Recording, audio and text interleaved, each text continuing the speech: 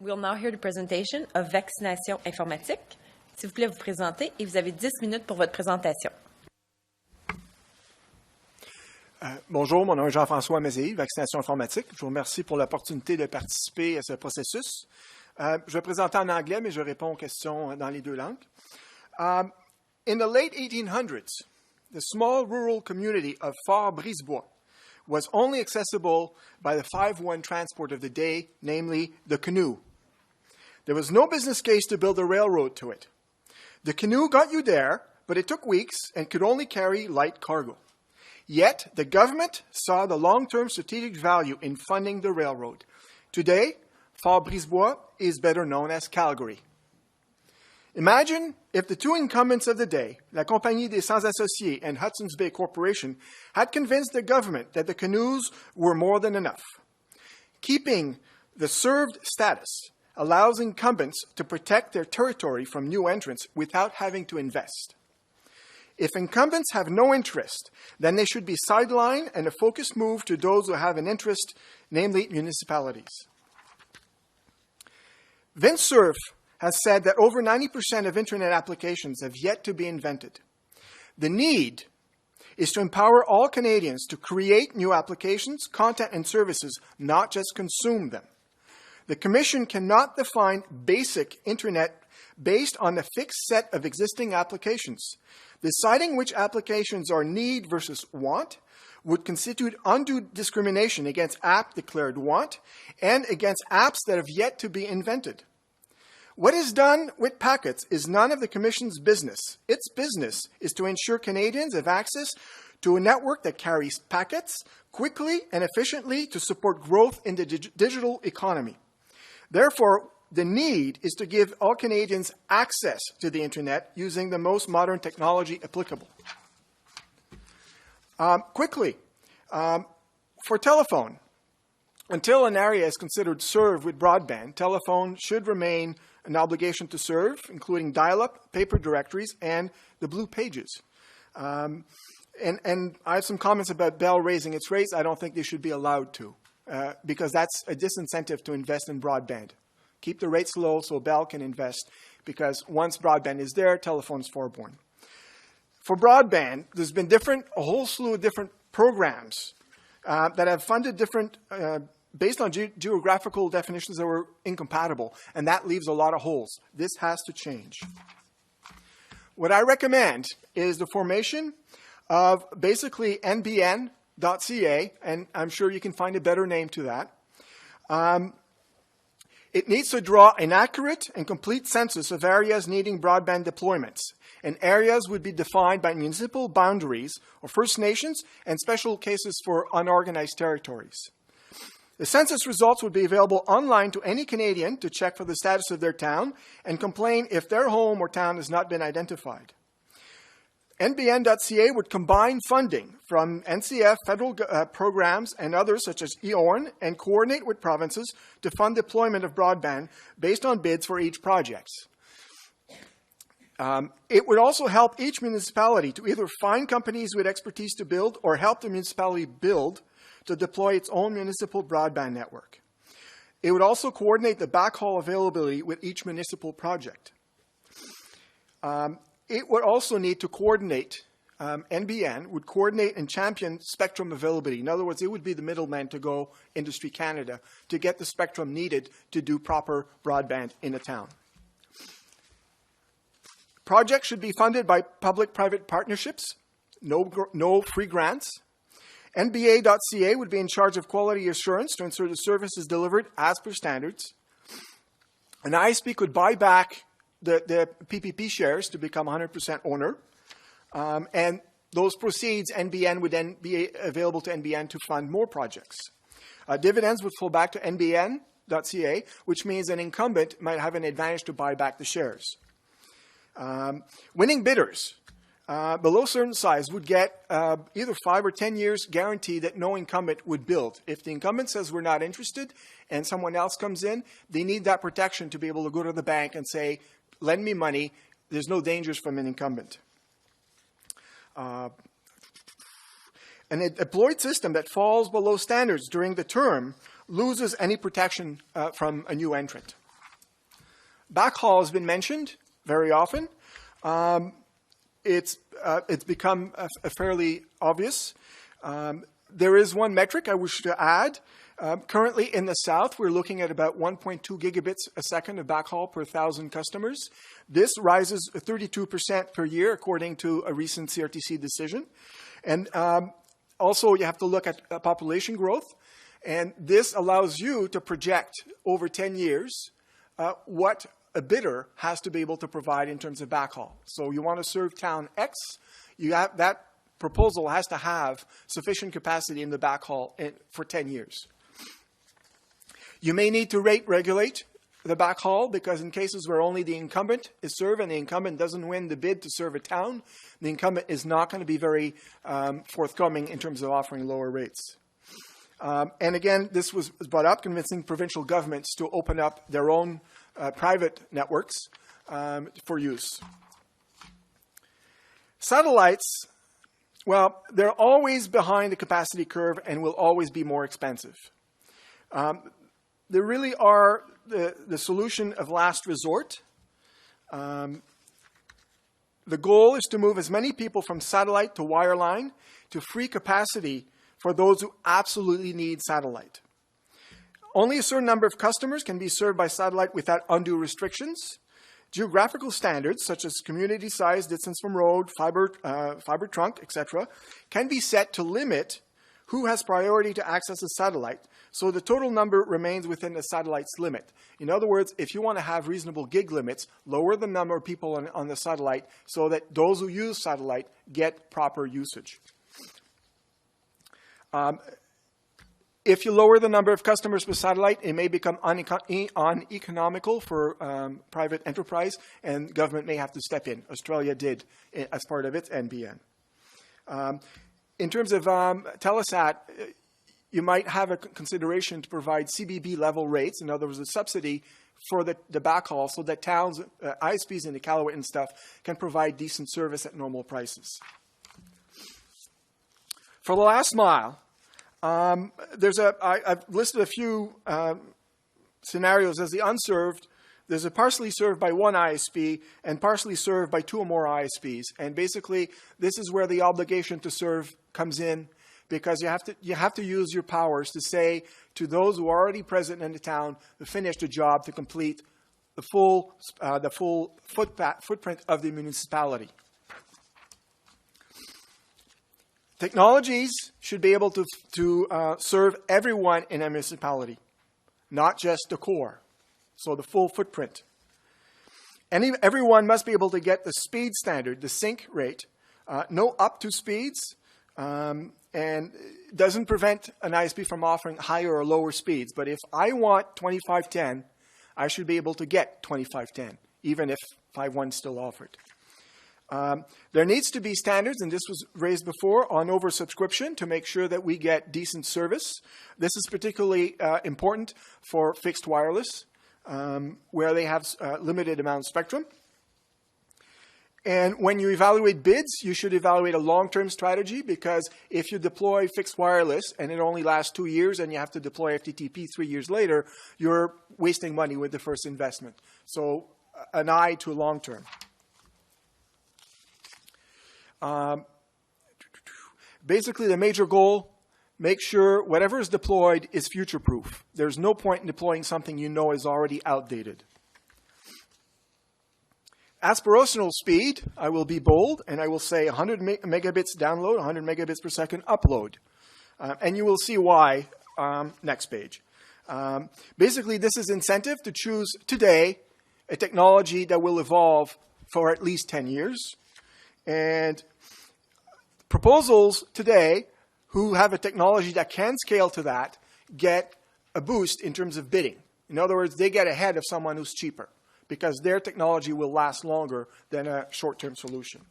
My last mile targets now, a lot of people have done. I've done this very differently. A lot of people have said no, technology neutral. I've gone the opposite, the actual opposite. I've not put years, but I've put technology. So basically, as of now, 8.1.1.1 eliminates ADSL1, and then it eliminates ADSL2, and then it eliminates VDSL2, basically copper. And what's left are only technologies who can basically go forward in time. And also, this plan, by having multiple steps, allows the ISPs to plan their investments. Now, to come to my favorite topic, wiring the North, I've looked at a number of towns, and there's quite a few. Most of them are coastal. And I've drawn a map very roughly of what is. What's interesting in this is Canada's topology allows for redundancy in fiber because you can have different fibers that go up and join at the top. And there's the Arctic Fiber project as well from Quintillan. Each community that's served with fiber reduces the need for capacity on the satellite, so that leaves capacity available for others. A build would take many years to achieve, so it has to start now, because if we don't start now, satellite capacity will become totally underwhelmed in the future. So we need to start replacing satellite as much as possible to limit to only the places where it's absolutely necessary. Rough calculation on the back of a napkin, Watmagustui to Iqaluit is about 2,000 kilometers in the water, and a number that I found on the internet, roughly $40,000 per kilometer, comes out to 80 million. Now, this is just one thing with no landings. Okay, and last, affordability. Commission needs to declare that broadband is a basic access, basic service, before social services will even consider including it. So it's not you waiting for social services, it's social services waiting for you to declare it. Neither the Commission nor the telcos have access to information to determine whether a person qualifies for help or not. So that really, your goal is to set the standard and let the social services provide the subsidies where needed. And another point, too, in closing, you also need to work to lower the cost of deployment. For instance, weaning yourself from satellites to reduce the actual cost so that the subsidies are less. So the more modern technology you use, the more efficient it is, the less it costs, the less of a subsidy you need. So that's, I think, a role that CRTC can play in terms of affordability. And finally, for digital literacy, I would say that you can produce videos and distribute it to schools. Media Smarts have had similar projects as well on that. And on this, I will await your questions and happily await your questions. Thank you very much. So I'll put you, je vais vous mettre entre les mains de notre collègue, Monsieur Conseiller McDonald. Good morning, and thank you for being here from Montreal today. I just want to start off, I've sort of divided my questions into three themes. What do we need to achieve? How do we coordinate to make it happen? And then how do we pay for it? But I'd like to start off, I noticed in your earlier submissions you had suggested different speed targets than what you're presenting here. You mentioned 5, 15, 20, 30, 50 megs as potential targets, and now you're suggesting, up to a full 100 up, 100 down. And I'm just wondering how you arrived at, I guess, why you changed your thoughts and what your thought process was. Good question. This process lasted over a year.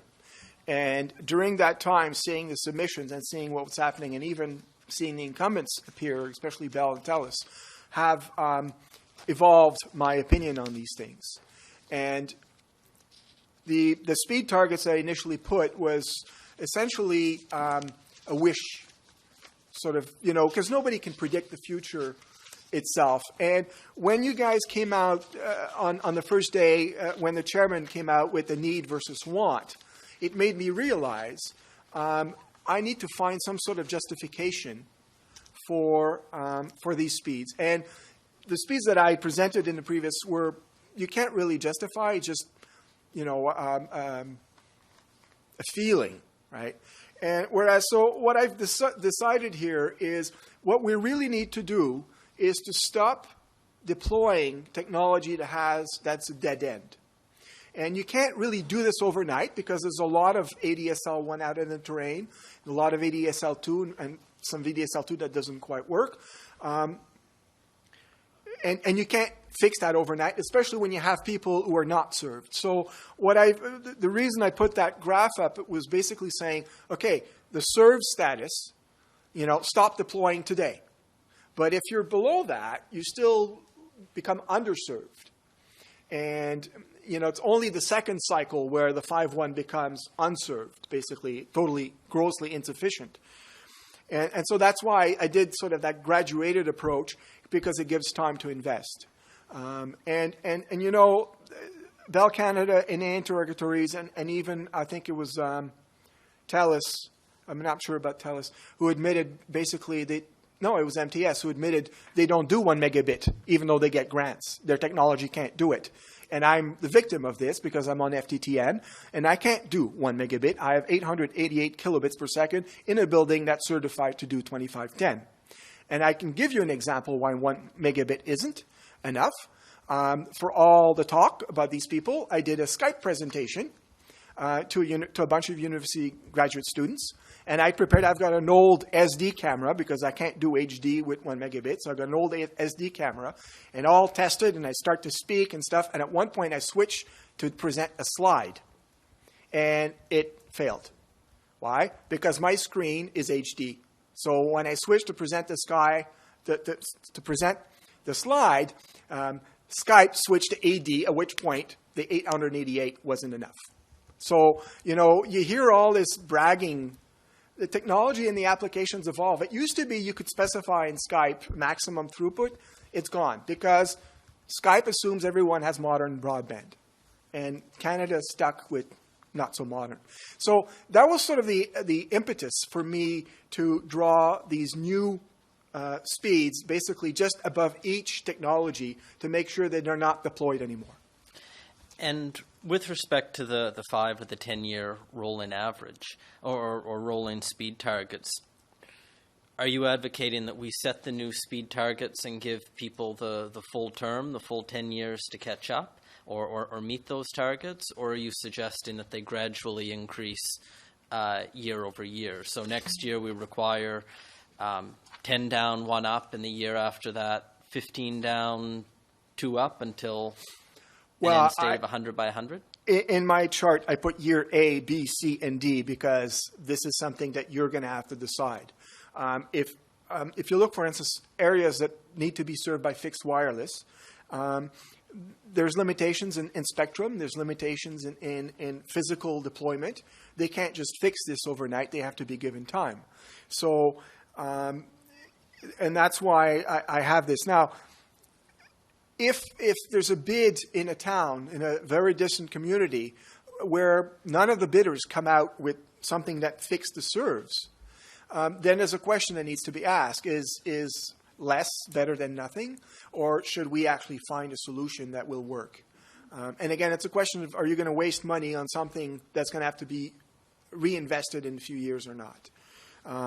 And so, but if for instance, if this year D were 15 years from now, then you'd expect in 15 years that technologies such as DOCSIS and obviously FTTP can do this today, and fixed wireless would be able to reach to 100. And the other aspect of setting long-term goals is you allow the ISPs to go to their vendors and say, I will need fixed wireless to do 100 in 15 years. Change your equipment because this is what we need. Same thing with the cable companies. They're currently limited in their upload by 42 megahertz repeaters in the coax.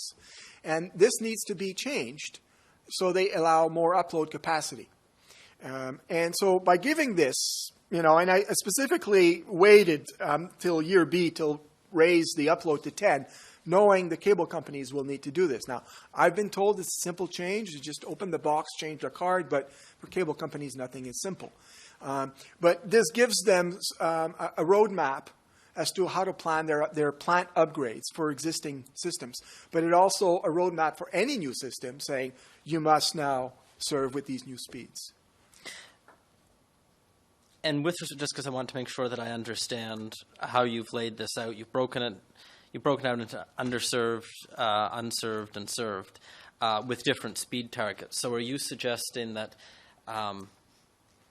that we would set different aspirational targets depending on where in the country we're actually talking about? No. The aspirational target is 100-100, and that's something we should strive to get. And someone who installs technology today that can do 100-100 is blessed, essentially. You know, they get privileged access or priority in terms of the bidding process. I think I may have forgotten to say this. Satellite needs to be treated separately because that will always be very specific to satellite. I would note, however, that even though ExploreNet brags about 25.1, on the same satellite, the VSAT-1 in the U.S. X-side offers 12.3, which in my opinion is far more interesting than 25.1 because there's that upload. And that upload really is something the incumbents have refused for years despite demand initially from geeks and now from everyone. Because, you know, with the cloud services, you take a picture and Apple wants to upload this to the iCloud right away. You know, and if you're at home, it's on your Wi-Fi, which means your wireline system. There's a whole bunch of stuff being developed today that expects upload. And people want to create videos. They want to publish their photos in high resolution, not just, you know, these tiny pictures. This is what's coming. And the incumbents have really not pushed their vendors to up those upload speeds. Now, DOCSIS 3.1 allows great upload speeds, but they need to change those 42 megahertz things. And that's really why I see your role as nudging technology. And if you look at 7G of the Telecom Act about innovation, this is where your role is. You need to push the big old companies to innovate. Otherwise, to use my vernacular, they'll want to stick with the canoe, the 5.1 canoe. I'm looking at the map that you provided, Wire in the North. Yep. And I'm going to venture out on a limb here and say I would be a very popular commissioner responsible for Nunavut if we were able to make this happen. But we just heard from Eastlink, and they provided some very high-level figures. It would be about $100 million just to build fiber to Nunavut, to say nothing about building it around the territory. They also spoke about challenges that they face with undersea cables elsewhere in the country. You know, it's amazing how easy it is for a fisherman to drop an anchor on underwater cables and the extreme work that goes into repairing those connections. Do you think a plan like this would be feasible? And I know we're taking a longer-term view. We're not talking tomorrow here, but... Look, there's never going to be a business case to do this. You're never going to get Bell or TELUS or Eastlink or anyone to have a business case to do this. Now, Quintilla Networks, an American company, has already started to deploy in the western edge of Alaska. They want to do a cable between Japan and England over the Canadian Arctic. And in their plan, they want to connect some cities. And so that's one way to do this. And the fact that it hasn't been done yet probably means they're waiting for a business plan. So there needs to be a vision. In the same way there's no business plan for the railroad and the government built it 1800s, 1890s, there needs to be a business plan on this. And, you know, I'm reminded, I visited Resolute Bay a number of years ago, and I learned that Resolute Bay and Grise Fjord were artificial settlements. It was the government of Canada who moved people up there to assert their sovereignty. And I think that all the people of Nunavut and northern Quebec, Labrador, and Northwest Territories, I think they deserve good broadband. Now, unless you're willing to subsidize satellite forever, and I should note, Australia with their NBN 2.0, as opposed to the NBN 1.0 was restricted only to those people who absolutely needed satellites. NBN 2.0 under the new government, a city as large as Launceston in Tasmania is now going to be served by satellite because Turnbull doesn't want to build fiber to the town. As a result, they've got so many people on satellite, they've had to stop cell And they're building a third satellite that's going to be owned by the government, a third satellite to serve Australia because they don't want to deploy fiber anymore. So you have to look at that. If you want to serve these people with satellite, make sure you have enough capacity, because those plans with the 10 gig or 15 or 20 gigs per month is indicative that there is no capacity on a satellite. It can't serve people properly. And while I drew the map, I had some fun yesterday because I was tired, and I started to draw all the dots from all the towns and trying to spell, what Magustui I know because I met some people who went there. When I biked to Chisasibi, I knew about it because I crossed the road over LG1. You can cross, and there's a sign. What Magustui happens to be in Hudson's Bay, whereas Chisasibi is James Bay. And as a little trivia, there's a big difference because James Bay is very shallow. Hudson's Bay is deep. From an undersea cable point of view, deep is better. So Hudson's Bay is actually a bigger challenge than James Bay. Now, if you look at all the communities, as a matter of fact, maybe I shouldn't have drawn the lines, because what impressed me were the number of communities in there. And I went over on the Nunavut government website, and I found a list of all the communities and the population. Same thing for the government of Quebec. The Mamro pointed me to a document where they have all the northern Katsivik communities. There's a lot of people there. They need to be served. And it's not, it's obvious a community of 30 people or a lodge in the middle of nowhere, that's going to be satellite. But a community of 1,200 people, do you really want satellite for that? And one last thing to respond to your question. I drew all the lines, but it's obvious this is going to be a progressive. If this happens, it's going to be progressive. So you might want to build to Iqaluit first, and that relieves you 2,300 homes or 7,000 people from the satellite, which is capacity others can use. And then you can move around this way, bit by bit, to serve more and more.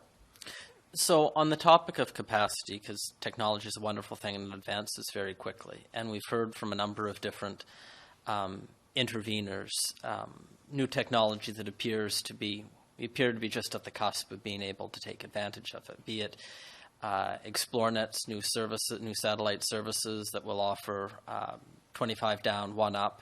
We heard from OneWeb, a day or two ago, talking about low Earth satellites that are being deployed. We heard from another intervener about high throughput satellites that are going to be deployed. Do you think that that's a more viable option to service rural and remote Canadians?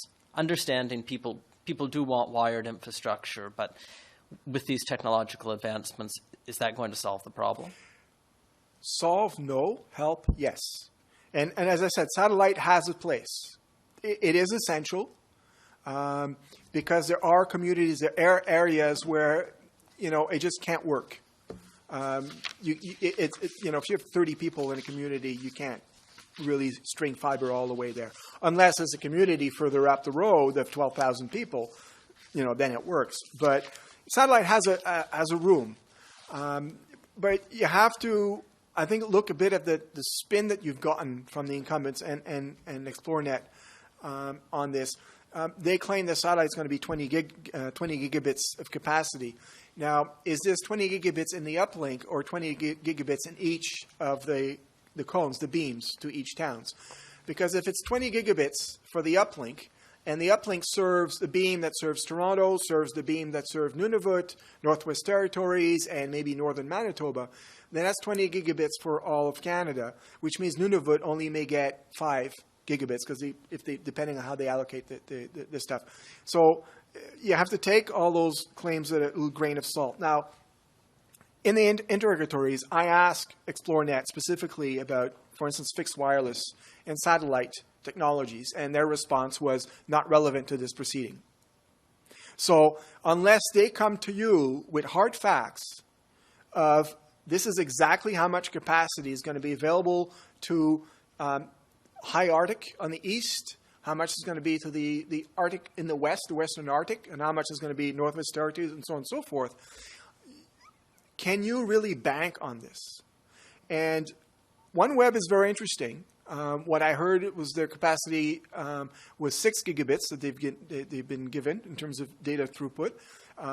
But again, no mention of the uplink. And that's the satellite that's over Iqaluit has to talk to other satellites before it reaches the base station.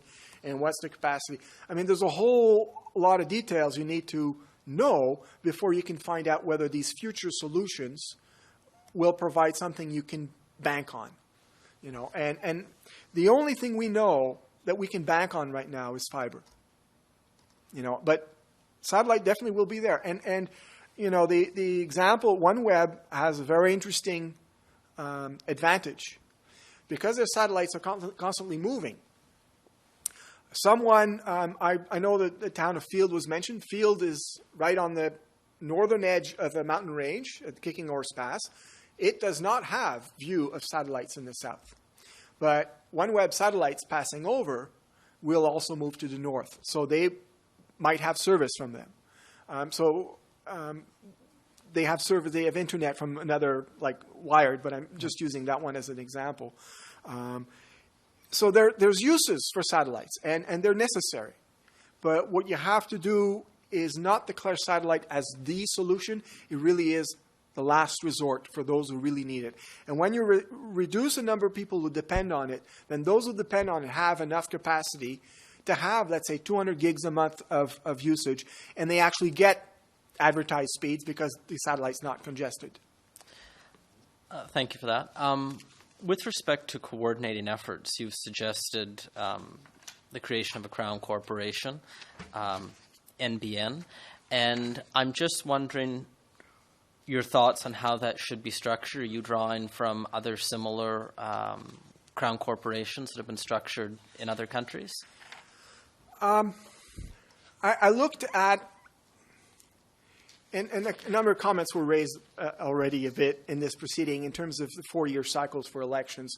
This is a long-term project to wire Canada, and so it needs to be able to operate fairly independently. Now, the CRTC is an independent administrative tribunal, although you've admitted you touch sometimes, even though you're arm length. But, you have that. But are you the right organization to actually run this? And I think you'd be the right organization to set the standards and set the procedures, the policy. But are you the right one to run this? And I don't have a huge judgment on this, but I think that having a Crown Corporation, something that's separate, allows it to operate more based on logic and business sense than on political sense. That's one of my goals. The other aspect that I looked at is I looked at the NBN in Australia, and a change of government wrecked it because essentially the new prime minister, while being in the opposition, had argued against it. So once he got elected, he had to deliver on his promises. Essentially, that's the big picture of what happened. And so that's a danger of having something that's tied too closely to the government. And I think that the recent budget and the lack of mention of broadband in the election campaign of the current governing party is an opportunity, because maybe we're working with a blank slate and they're going to allow you to define. And I think that's an opportunity here to work on that. And how would this because there's a number of different stakeholders involved in whatever the solution is going to be. How would this Crown Corporation, how would its mandate be separate from the CRTC, separate from Industry Canada? How will it harness and bring all of those different stakeholders to the table, be they the service providers, the provinces, what have you, in a collaborative way? Well, that's a big challenge, isn't it? But if you look at a number of municipalities that have appeared in front of you who complain at how difficult it is to deal with Industry Canada, you look at a company the size of Bell, they have, I keep joking, they have 10,000 regulatory lawyers. They know how to deal with all these things. But a small municipality who wants to deploy their own network, they don't. And that's why I see NBN as being someone who will help deploy this, and it will actually do all the work of dealing with the government to get, access to that $500 million, access to the funds from an NCF, and the provinces as well. Because, the provinces have, because the Canadian government has lacked in leadership or has not been forthcoming early enough, provinces filled in the gaps and they strung their own fibers. And you've heard, that fiber is not really available even though it's there. NBN might be the organization that goes to the provincial government and says, look, we have people willing to use your fiber and we have the solution to make it safe. We use different VLANs, we use different fiber strands or whatever, but we can make it work. Same thing with what's been raised, dealing with hydros. Railways also, by the way, have fiber. So that could be the champion that does all the work of the red tape on behalf of the ISPs. And also combining, being able, and I know there's stacking rules, but if you're able to combine funding from different parties, then you come out with a solution to serve, I call it Saint-Plafond-des-Creux. It's a sort of a little village in Quebec that doesn't exist, but it's out in the boondocks. If you want to serve Saint-Plafond-des-Creux, you need to find the backhaul and possibly, get it from the government or possibly get it from someone else. You need to find an ISP or a builder who will actually install the stuff. So this NBN can be the resource that helps the municipality to get it done. And the government seems to be more red tape-ish in terms of, yes, you qualify, here's your money, go away and leave us alone. Whereas NBN, especially if it's a PPP, can be involved in helping move these things forward. The goal is really to give broadband to the home, not broadband to the press release. And so that's why I see a Crown Corporation being more independent from government and being able to, its job, and you can give it a very strong mandate to do the job. And you sort of started to go down this road, so I'll bring you back to it, and it's with respect to the funding. I mean, you mentioned P3, so we're talking about companies being involved. We're talking about, obviously, governments being involved and so forth. Do you have any thoughts on how much funding should come from what body? I mean, we have $500 million announced in the recent federal budget to go towards broadband. There's provincial initiatives underway as well. Service providers are investing. Some people have suggested a levy to be charged to internet ratepayers to help fund builds. Where should we be drawing all of this money from, and to what degree should it come from one pocket versus another? I would say, as a citizen, draw from all of them because you're going to need it. Because $500 million is not going to be enough. And for instance, in the case of the North, whether you launch another satellite or start to string fiber, this would have to be a totally separate project funded by the government. I don't think that ISPs should be funding that because that's really sort of a nation-building one. But closer in the South, you have the NCF right now for telephone. That can be shifted, and it's been mentioned another number of times, over to help deploy broadband. You have the $500 million. Why not combine them? And so when Saint-Plafond-des-Creux wants their broadband, instead of getting $20 million from the government only, it might draw only $5 million from the government, $5 million from the NCF, and maybe $10 million from the province. Right? And I think the NBN company would be able to do these negotiations based on where that town is. And a town in Ontario may have access to provincial funding that's not available in another province, and vice versa. So I don't think you can have a cookie-cutter approach to this.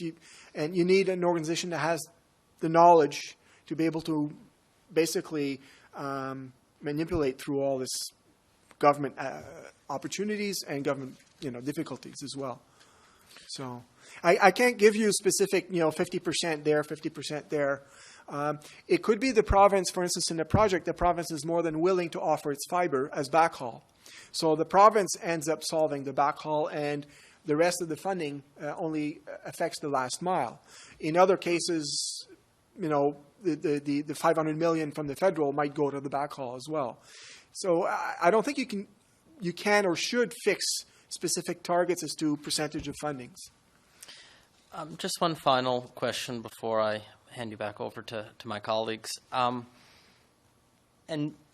maybe you can only answer this question as an individual Canadian, but we've seen studies, people, when they're surveyed, are very supportive of rates being similar across the country. They're very supportive of affordability measures. They're very supportive of increased speeds and more reliable service. But people also rank their priorities, and sometimes we don't get a clear picture of that in some of the surveys that are done. So if it's federal money that goes towards this, it either means that money doesn't go towards something else, national defense, building schools, whatever, or it means taxes go up.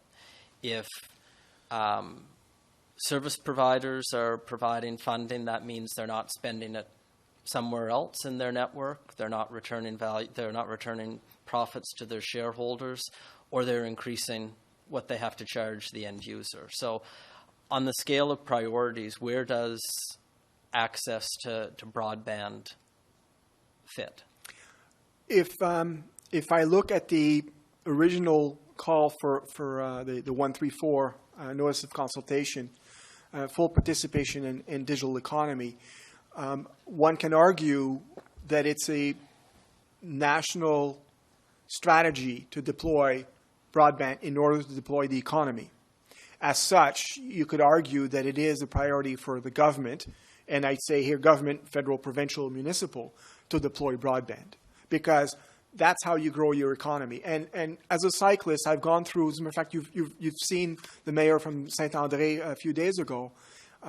I've seen that town lose their dépanneur. As a matter of fact, last year, the Caisse Populaire was for sale, the building. I've seen the same in Ontario. Glen Robertson near the Quebec border, they lost their dépanneur.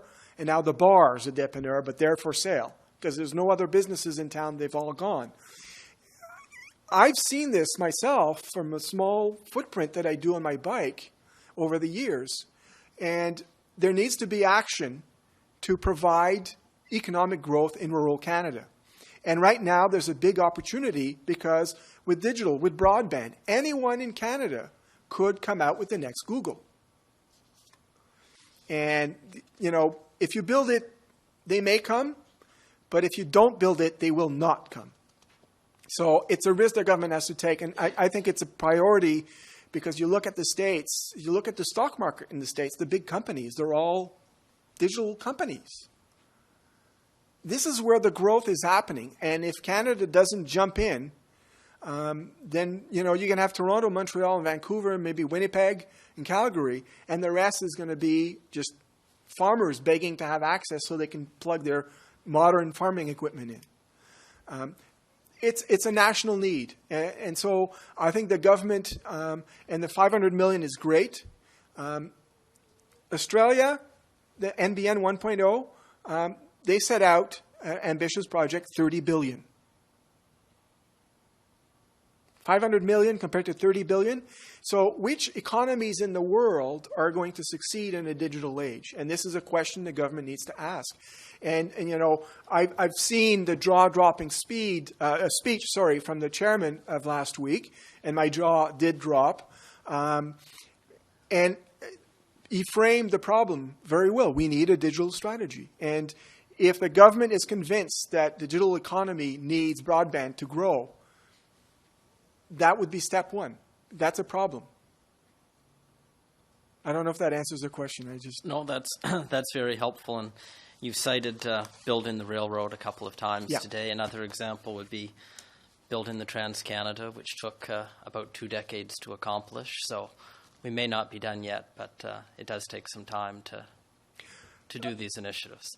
I would say this very quickly. Admitting the need or admitting the problem is a big step in solving the problem. Thank you very much. Those are my questions. Never thought our policies would be a 12-step program, but I guess you've opened that door.